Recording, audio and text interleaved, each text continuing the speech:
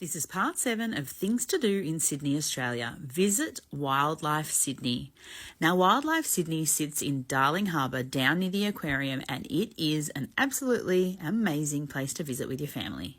It is a small zoo and all of the encounters are enclosed. However, if you're there with toddlers or elderly people, it is really easy to get around and definitely worth your while.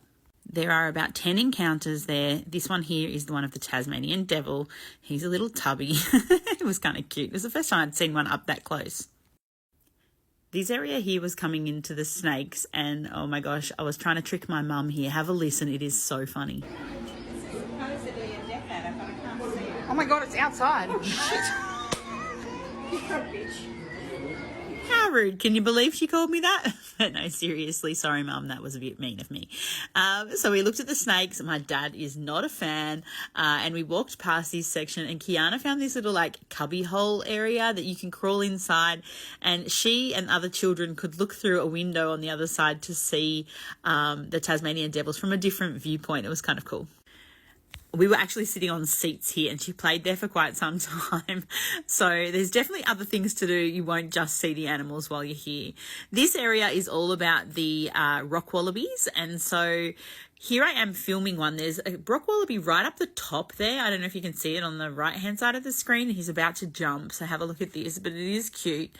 Look, they're very far away from you in comparison to, let's say, Taronga Zoo, but definitely this little zoo has its own qualities to it as well. This is the wombat encounter, and of course, like most wombats, he was just in the dark and asleep, but because it is made of glass from there, you didn't have to look into the hollow and you were able to see him quite close up. We couldn't tell which end was his head and which was his butt, to be honest. This is the cassowaries. I think I said that right. And I've got to tell you, these were the animals that were the highlight of the day for me. I don't think I've ever seen one, and he is absolutely stunning. Like, seriously, they're all coloured on their head and they've got a big gobble and they're just really cute. And I didn't know anything about them. They live in the northeast of Australia, and they're also around in Papua New Guinea, and basically they can't fly. So that was a pretty cool fact for the day.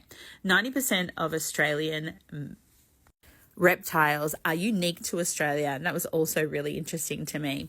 This is the area where we went in to see the freshwater crocodiles, and I really liked it. This is a tank in the middle of the water, so you can crawl under and then go into this tank and check them out from both sides, which is pretty amazing to do.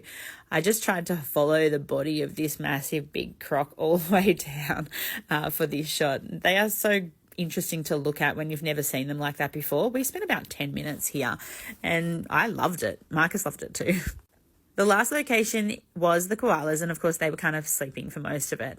We did have some food up there, and then we decided to leave. It was a hot day, so we grabbed an ice block and then just wandered around Darling Harbour.